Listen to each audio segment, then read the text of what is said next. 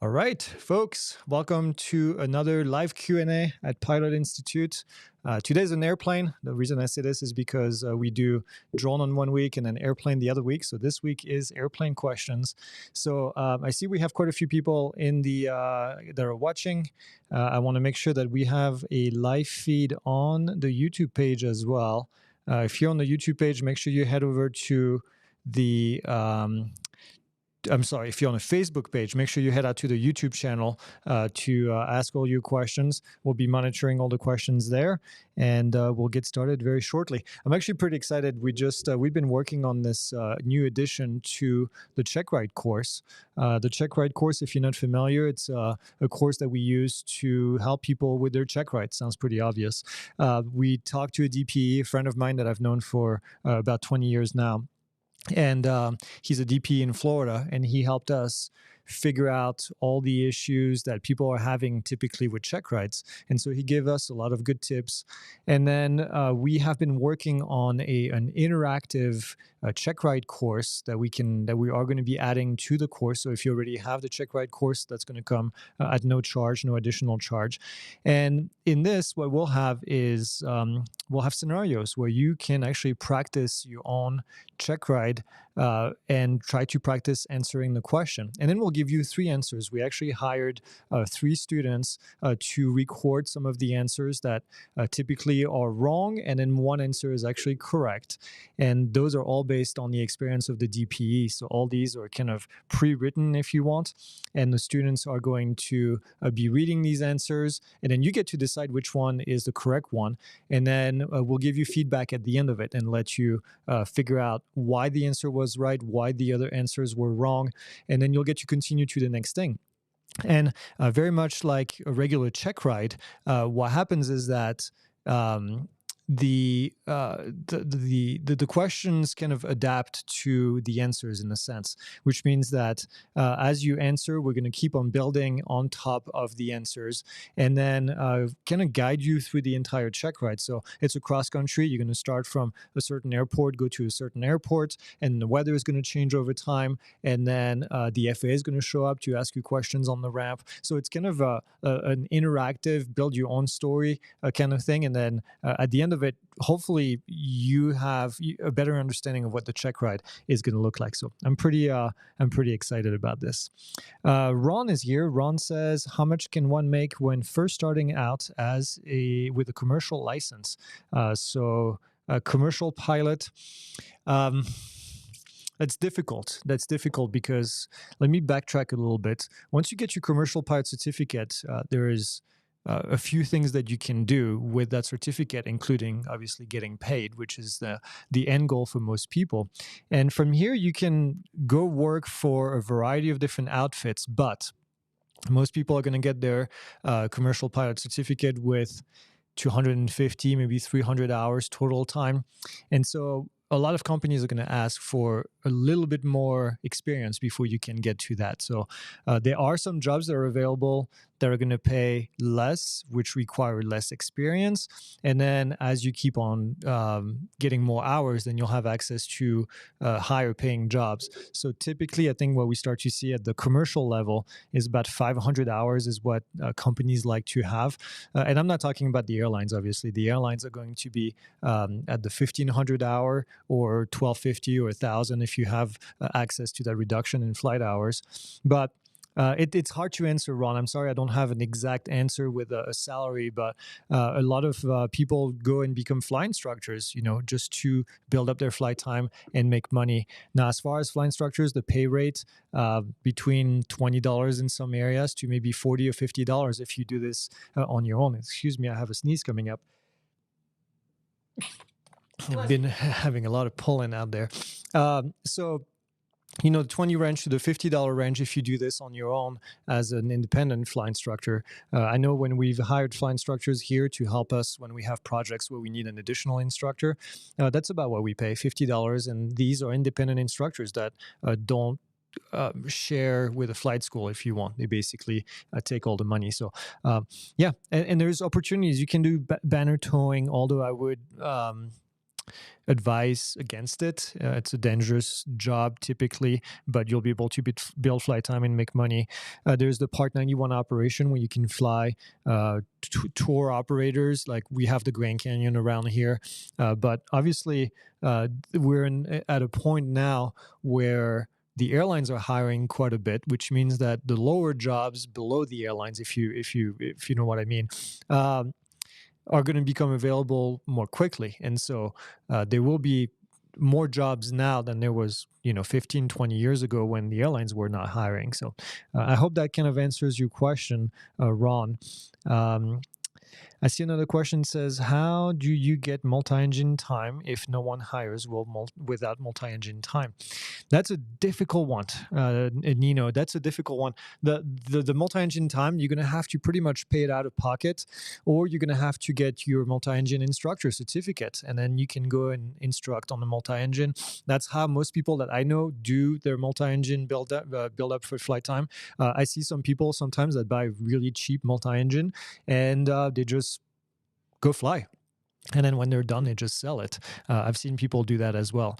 Some multi-engine aircraft out there are pretty cheap. Now, they do burn quite a bit of fuel, but in some cases, if you want to build flight time easily and cheaply, that's somewhat cost-effective, even though it's still pretty expensive.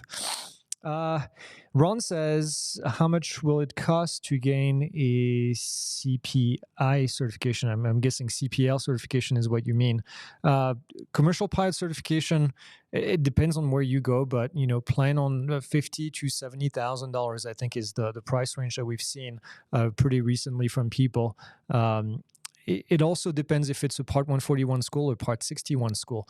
If you're planning on going for commercial, if you go for a Part 61 school, the minimum is 250 hours of total time.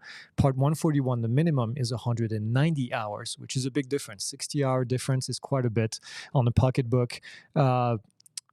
With that said, not everybody finishes within the minimum, so keep that in mind as well. You may finish, even on the 141 syllabus, you may still get 220 or 240, maybe even 250 hours. Those are just minimums. But in general, Part 141 is when it's really makes a lot of sense financially, is when you get to the commercial level. At the private level, I don't think it makes much of a difference, because even though some flight schools are approved for 35 hours, most of them, the national average is about 60, so you'll never get your PPL in 35. Very, very rare. And then for instrument, I don't think it makes that big of a difference. Connor is asking, what's the difference between a bachelor's degree versus a master's degree in aviation? That's a good question. Now, Connor, I'm guessing you may be asking as far as the airlines are concerned for the bachelor's degree. I'm going to answer it that way, and if it's different, let me know if you have your question is different. But the main difference for the airlines, for the longest time, the airlines required at least a bachelor's degree in aviation, or a bachelor's degree, I shouldn't say in aviation, a bachelor's degree in order to get with the airlines. And recently they've dropped that requirement. Some airlines have dropped that requirement. And I'm not saying that requirement is not coming back. So I have a lot of people asking me that question. Should I get a bachelor's degree? The airlines don't require it anymore. And I'm going to still say, you probably should, but my recommendation would be that you get it in a field that is something that interests you outside of aviation. And the reason I'm saying this is because when we see the economy taking a downturn, typically what happens is that pilot jobs get on the firing line very quickly, which means that pilots lose their jobs pretty quickly when the economy goes bad. And what we find is that a lot of pilots fall back on something else for the time being until the airlines hire again. And so if you have a degree that you can rely on afterwards, and I'm saying a degree, it could be, quite frankly, a trade as well, that you can rely on if you don't have your pilot job anymore, or worst comes to worst, if you lose your medical certificate, which also sometimes can happen, that might be outside of your control, then you also have something to fall back on. So I would say if you're going to get a degree, then get it in something maybe outside of aviation, or if this is of interest, maybe get a bachelor's degree in aviation management that would allow you to do something outside of flying. I have a bachelor's degree in aeronautical science, and I also have my master's degree in aviation human factors. And the reason I did the human factors thing is because if ever comes a point where I cannot fly, and I'm not flying for a living, I'm not getting paid, I'm not an airline pilot, but I would have something to fall back on that is still aviation related. And for me, a topic that was really interesting to me. So, with that being said, um, the difference would be this: the master's degree. Let me get to the master's degree, which was in your question. The master's is just the next step after the bachelor's degree. So the airlines typically don't care if you have a master's degree, although later down the road, it might be something that you can, tell the airlines and say, hey, listen, I have a master's degree in aviation human factors. Maybe I can do something which is not flying the airplane, but do something on the side. So the master's is going to be more of a bump up if you plan on going somewhere else for a job than the airlines. So yeah, I don't know what else to add to this, but I hope maybe that answers your question. PAB says, hi, Greg, I need to travel to the United States to get my private pilot license, and I need to do it accelerated. Is there a school near where you live that will allow me to use your ground school? There's a lot of schools that, first off, use our ground school anywhere in the country. It doesn't have to be near where we are. But as far as accelerated flight training programs, I would say look around. A lot of flight schools are promising to get you done quickly. And sometimes those numbers just don't add up. If they're going to have you fly every single day for 7 days a week, or even 6 days a week, without having any kind of a backup plan for a weather day in here, or for a maintenance day, or for you being sick, or whatever it is, then I think then that you're going to be in trouble. You're not going to be able to finish within that deadline. So the flight school I used to manage, we had an accelerated training program, and I would always tell people, hey, this is how many days we plan on having you fly, and then I'm adding another week at the end of it. And just because I know that something is going to happen, either you're not going to learn as quickly as you think you can, you're not going to fly as often as you think you can. At one point, you might get burnt out too. So we're going to add a little bit more in here. We had a guy that came from Alaska every year to do a new certificate, and he was a really good student, and he always planned accordingly. He knew that there was going to be a time where he wasn't going to be able to fly. So I kind of get on a tangent, I'm sorry, but as far as choosing a school, I don't know that I have necessarily a recommendation, but go talk to different flight schools that may offer this. You want to make sure that they have the right number of airplanes that they can provide, so that if one goes down, it doesn't mess your entire schedule. You want to make sure you have a flight instructor that's going to be dedicated to you and available every single day if you do it accelerated. You want to make sure that you are motivated as well. You want to make sure you find a place where you can extend if something happens to your schedule and you need to stay another week or another 2 weeks, and make sure that you can afford that as well. And then also make sure that you get a visa in order to do this. I know you haven't asked that question, but if you're coming from outside the US and you want to fly in the US, you have to get either an M1 visa or an F1 visa, which is going to be a student visa. Which is going to be associated with a university usually. Your best chance is to get an M1 visa, which is a vocational visa. And a lot of flight schools can issue these, but not all flight schools can issue these. So make sure that the flight school you talk to is going to have the ability to do this. You also need to put in that timeline of years, you need to put information, you need to put time for doing the TSA fingerprint, which is going to ground you until you're ready to go. So I don't know how long it takes now, because I haven't been in the flight school business in several years now. But back in the days, we used to account for at least 2 weeks of flight time, of grounding time, where you cannot fly at all. Now, you could do simulator training technically. You could do ground training as well. But by the time you arrive in the United States, you're going to have to go get fingerprinted, send it to the TSA, and then TSA has to go through it and then issue an approval notice. And once they issue the approval notice, then you can start to fly. So be careful with this. It sometimes catches people by surprise. They've accounted that they were going to fly from day one, and then now a week and a half later, they're still not flying. Doesn't mean that you have to be idle. You can still do things. You can still observe flights, but you won't be able to receive flight training in this case. So that's all I can think of from the top of my head, but I hope that kind of answers your question. If you have additional info after I answer your question, just put it in there. Okay, Kay says, what's your favorite part of your aviation career? Oh, that's a great question. My favorite part is being around aviation, quite frankly. I know it sounds kind of cheesy, but being around airplanes, continuing to stay up to date with everything that's going on in aviation. I've been passionate about aircraft since I was a little kid, for quite frankly, as long as I can remember. Anything that flies, I would always look up, always wanted to be an airline pilot. So the fact that I can do this, I think as I grew up and got older, I also realized that I have the passion for education, educating people, sharing my knowledge, and I get to do both of these things. I get to share my aviation knowledge, which means I get to educate people, and I get to stay in aviation as well, which is just awesome. And quite frankly, with the advent of drones recently, it's been pretty exciting. It's like no other branch of aviation at the moment. The growth of the drone industry has been pretty crazy. There's always something exciting going on. Now we get to fly. We just bought an airplane, so we get to fly more often. We get to go discover Arizona, and then we get to fly drones whenever we don't fly airplanes, and we get to get new models of drones. We get to go to trade shows, air shows, and just be around the aircraft all the time. So what's not to love in this case? But that's, by far my my favorite thing to do is just being around aviation in general.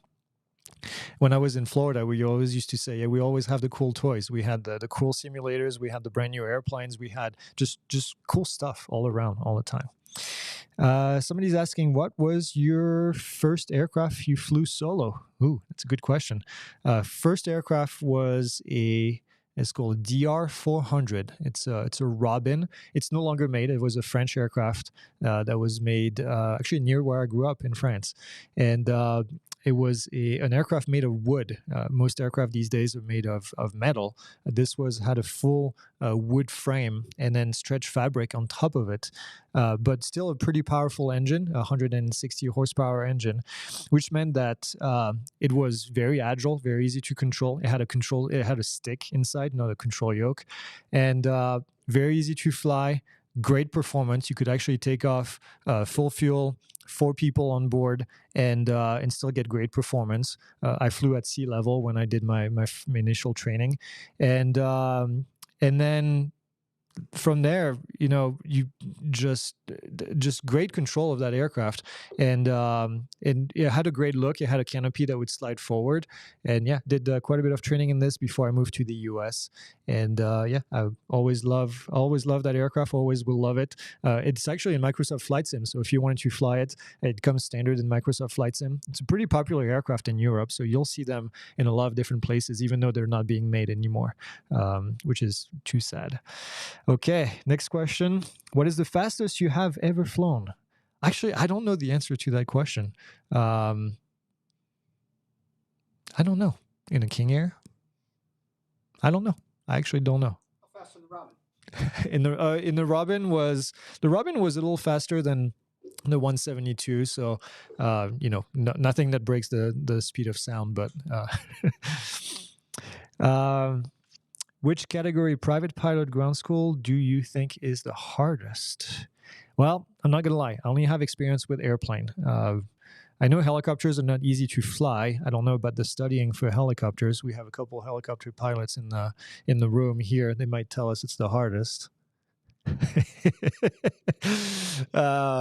But quite frankly, I mean, the airplane stuff is pretty complicated. I would say probably airplane or helicopter. But when you also learn to fly gliders are pretty complicated because they don't have an engine. You have to get lifting power from something else, which is studying the weather quite a bit. So that might be actually even more difficult. I don't know. That's a great question. I've never really thought about it. Somebody asking if I prefer the control stick or the control yoke. The stick, by far. We just bought a Diamond, a DA40, and a big part of me wanting to get that aircraft over 172 was the ability to fly with a stick again. I remember coming in the US, flying the Piper Warrior for the first time, and I was like, oh my God, I hate this. I hate the control yoke. The stick was so much more responsive. In the Diamond, it's, you can fly this thing with 2 fingers, although you can do that with the control yoke as well, but it's just so much more natural. I feel like, flying with the control stick. So yeah, I would take a control stick over a yoke any day. Plus, I think it's more comfortable when you're flying long cross country. You can rest your arm on the side and then just, have it right here and available. So yeah, it's pretty cool. All right. Peter says, Peter's Canadian retired Air Force Aviation Systems tech, but I do work from home. Now I live in Panama. I thought TSA would come from the embassy. Okay, so the TSA visa. So 2 things here, Peter. Okay, let me see how I can formulate this. The TSA approval does not come from the embassy. The TSA approval is a separate process that you're going to go through. You're going to do an application online on the TSA website. And then from here, once you get in the US, you'll finalize the process, which is going to be to do the fingerprint and then in person at a police station or an approved location. And then from here, you'll be able to then you'll submit your paperwork and then you'll get approval. The visa is different. The visa will be issued by the embassy, but you still need to have a sponsor for the visa. So the flight school is going to do that paperwork and be your sponsor. You can't just get a visa. Now, you can get a visitor visa, but when you do flight training in the US, you actually are required to get a different visa. I know some people, I've heard of some people that come in and try to do it without getting an M1 visa. But the problem is when you submit your paperwork to the TSA, they're going to be asking for your visa. And so if you come in on a visitor visa to do this, it's not going to work really well. Now, if you have a work visa already to work in the United States, then you can do that. But most people get, an additional visa on the side. Now, be careful also because that takes time. Doing that visa paperwork takes a little bit of time. So you'll have to work on that. Joe says, get my endorsement today. Congratulations for my PPL. Can't wait to take the final exam. I enjoyed the ground school. Glad to hear that, Joe. I'm glad we could help. That's awesome. I have not yet solo with 26 hours. I feel stuck. What do you recommend? That's from Josue. I would say don't push it. 26 hours is not a bad number. Most people, I think, solo around 30-ish hours. It just means you're not ready just yet. Now, you might feel stuck. So I'm going to tell you something that's, that they teach you as a flight instructor, which is that students go through a learning plateau at one point. You learn a ton, and then you get to that point where it plateaus and you're not going to learn nearly as much. And then eventually you'll learn again. You might be in that plateau. The plateau, the time at which you get to the plateau is different for each student, but you might be at that point. What I would ask is, where are you stuck? What is holding your progress right now? Is it the landings? If it is, pretty standard. A lot of people have issues with landings. Flight instructors want to make sure that you can land that aircraft correctly. So if you're stuck on the landing, maybe try to do a flight with a different instructor. Maybe, not that there is anything wrong with your instructor currently, but somebody else may have a different perspective that they can give you, and then they can help you with getting over that hump of not understanding. And if it's not landing, if it's something else, it might be also valuable to go with a different instructor. Wherever you're stuck at the moment, try to get a different perspective from somebody else. Your instructor may not have enough experience to find a different way to teach it, or they may have exhausted everything that they know on how to teach it. So I wouldn't worry too much about it. 26 hours is not a red flag by any means. Everybody learns at a different pace. So if you're at that stage, keep trucking along, keep trying. Record your flights. Maybe put a camera in the back of on the roof of whatever training aircraft you have, and try to see if you can record the flight controls and then the runway as you're coming in. Really good for landing to make sure that you're not doing something wrong, and maybe identify what portion you're stuck on. So I would say, yeah, 26 hours definitely not a big deal. I wouldn't worry too much about that. Okay, next question. John says, why don't flight school focus a little more on the radio functions in ground school? I'll tell you why, John, because it's extremely difficult to teach the radio communication until somebody really gets in the plane and starts to learn. Now, with that being said, I've been actually trying to rack my brain around how we can help students improve with radio communication. This is the number one thing that I struggled the most with when I came to the US, primarily because I was a non-native speaker and understanding the radio was difficult. Talking on the radio was difficult. It is for native speakers. It is even more for non-native speakers. So we have been working. We have a plan that we need to put in place. We are working on the technology behind it right now. So teaching the radio is more than just watching a video that says, hey, you need to say this, you need to say that on the radio. There needs to be feedback. You need to be hearing what they're saying, but you need to be understanding what they're saying. And that sometimes is two different things. You can hear what they're saying, but not understand what they mean. And then sometimes you don't even hear it correctly. So there's a lot of things that need to go into the radio communication thing. Like I said, we're working on something, but it's the reason most ground schools don't do it is because it's pretty difficult to do without, I think, access to proper technology and the right techniques. So hopefully we'll have more on this. We're hoping to get this done before the end of the year. I think it will be really cool. But yes, I hear you. Radio is difficult. Now, some tips on how to be better at the radio. Go observe a flight. Sit in the back of the airplane, and the entire time, your entire focus, you're not flying the airplane, your entire focus is to figure out what is being said on the radio and what you're going to say. And when people say something, try to see where they are based on what they just said. When I started, I found that really difficult was, okay, I can hear that somebody just said something. I know what they just said. Now I need to put them on the map somewhere. I need to visualize them around me because I need to know what they're doing, especially in the practice area, for example.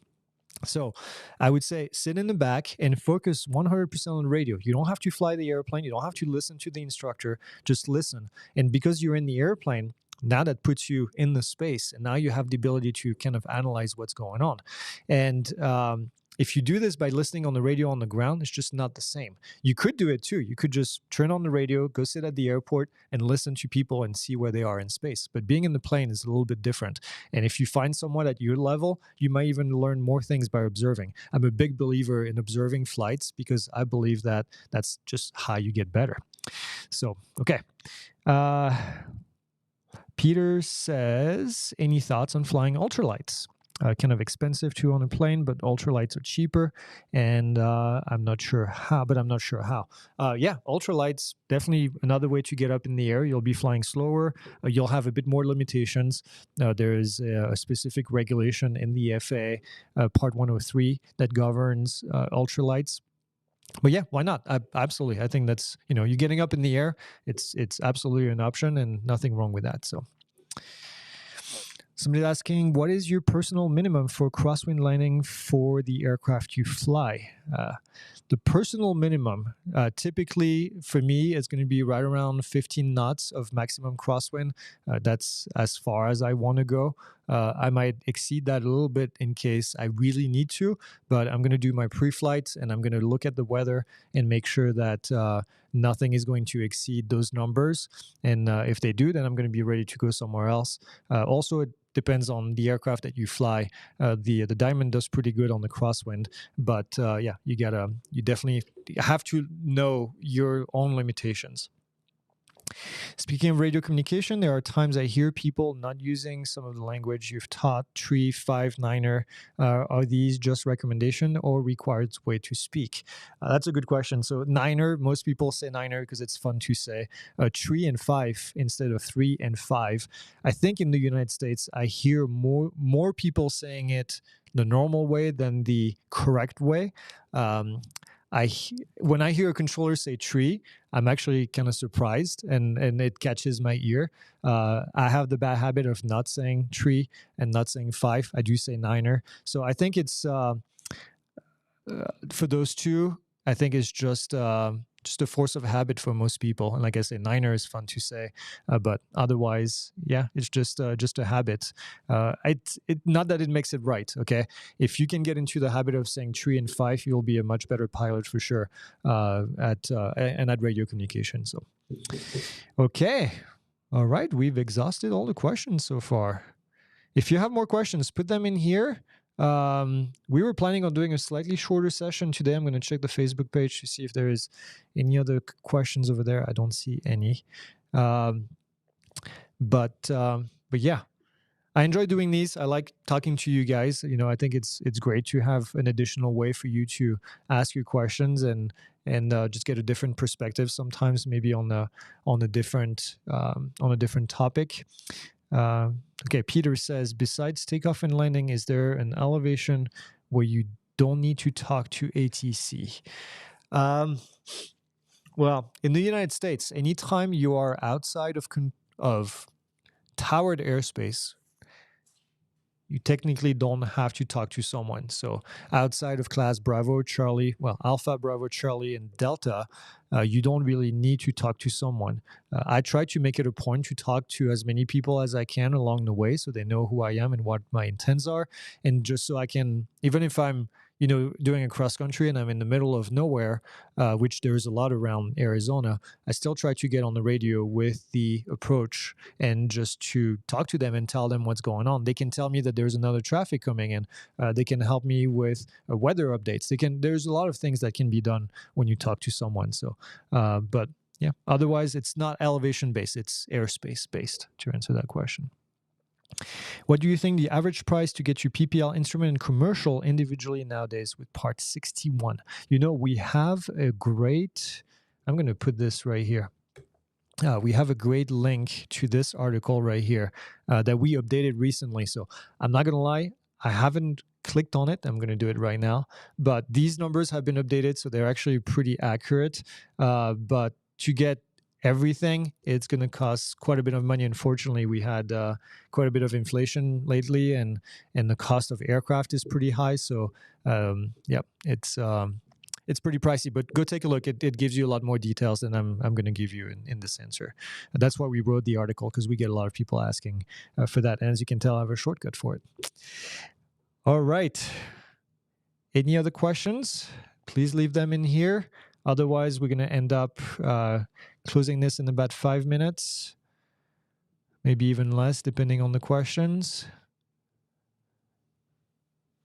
All right. If you're given an altitude and speed in a trainer, how do you know what the power setting should be? So, Chad, in your for your aircraft, there is a document called a POH, the Pilot Operating Handbook, and that POH is going to have that information. So, based on altitude and power setting, you're gonna be able to see what. So you're going to decide. You're going to say, I want to fly at 55% power, 65%, 75% power, and then I want to fly at a certain altitude. Then the POH is going to tell you what power setting you need to use and what speed you're going to get out of it. Now, you could go backwards and you can say, okay, I want to fly at this speed. What is the power setting I need to get based on the power percentage that I want to use? So there's different ways of looking at it. Typically, for most people, you want to fly as fast as you can. So you use that chart based on altitude, based on power setting, then you'll be able to find the actual RPM and the speed that you're going to get out of it. And Chad, if you haven't flown yet, that's you'll definitely learn all of that. How can someone get financing when going through Part 61? Is it solely with personal loans? Financing is difficult. There are companies that will do some financing, but the rates are typically pretty high, the interest rates, because the risk is pretty high or seemingly pretty high. Banks have a hard time giving loans for that. So, yeah. It's not an easy answer, unfortunately, the financing. For most people, it just comes from student loans, sometimes if you go to the university at the same time, or from someone that you know that may be able to give you the money or borrow the money from. All right, folks. Any more questions? We'll do a few more minutes. and go from here. I'm going to check on the Facebook group. I don't see any additional questions there. All right. Well, if this is it, I appreciate you guys joining. If you have one more, do you think there's an actual pilot shortage? Oh, yes, get me started on the pilot shortage or shortage of people willing to take low pay. I think it doesn't matter, quite frankly. When we say pilot shortage, the cause of the pilot shortage is irrelevant in my eyes. Whether it's because people are willing to not work because of the low pay, because people are willing to not become airline pilots because of the lifestyle, because we have done a poor job of keeping the price of aircraft and everything low so that it's extremely expensive for people to want to become pilots. Whatever the reason is, there's no denying that there's a pilot shortage and that airlines are having a hard time getting people to fly airplanes. And so if it is because of the low pay, then that should be fixed by the airlines paying more, which we have seen over time has happened. I think there is more than one issue, quite frankly. I think it's a compounding issue over time of a lot of different things. The airlines' lack of interest in investing in training, like other companies have done in Europe, for example, and in the rest of the world. I think that was reason number one. We've never really seen airlines start to invest in pilot training until very recently, because they're hurting so badly that they need to do it. And so I think it's partly on that. It's partly on the unions. I think it's a little bit of everyone is at fault.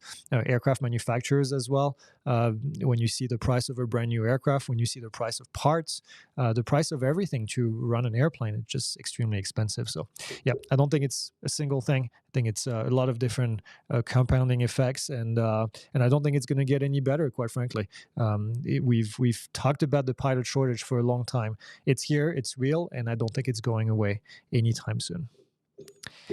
All right, folks, on this, I think we're going to end it. And I thank you for watching. If you have more comments, leave them down in the comment section once the video goes live. Then we will be able to answer all those comments. And, over the next couple of days, I know there's a lot of people asking after that. So one more before we go. I see one popped up. How would you know what to check for first, since too lean a mixture or carb icing have the same symptoms? Well, I think it's an easy fix in this case. If you think it's anything that has to do with the mixture, enrich the mixture a little bit, and then you'll have instant effect. If it's carb icing and you enrich the mixture and nothing is happening, then you'll see. Typically, the leaning of the mixture, if you start climbing, you should be leaning your mixture after, 3,000 feet, 5,000 feet, depending on the aircraft. Once you've done all that, if it's still not working correctly, then it's probably carburetor icing. It's also pretty easy to turn on the carb heat and to see what's happening. So I think it's an easy fix to check it real quick. The mixture is going to be instantaneous. If you add more mixture because you were too lean or the other way around, then you'll be able to tell what's going on. All right, folks. I see a bunch of thank yous in here. Thank you for joining. We'll do this again in 2 weeks. So you can go on the Facebook page if you're not, and then find us there, find the events. We've scheduled a bunch of them. You can find them on YouTube as well. And then if you're not subscribed, as always, make sure that you subscribe. You'll get those notifications when we put those live events, when we go live, and then get access to all that information. All right. You guys have a great day. We'll see you in 2 weeks.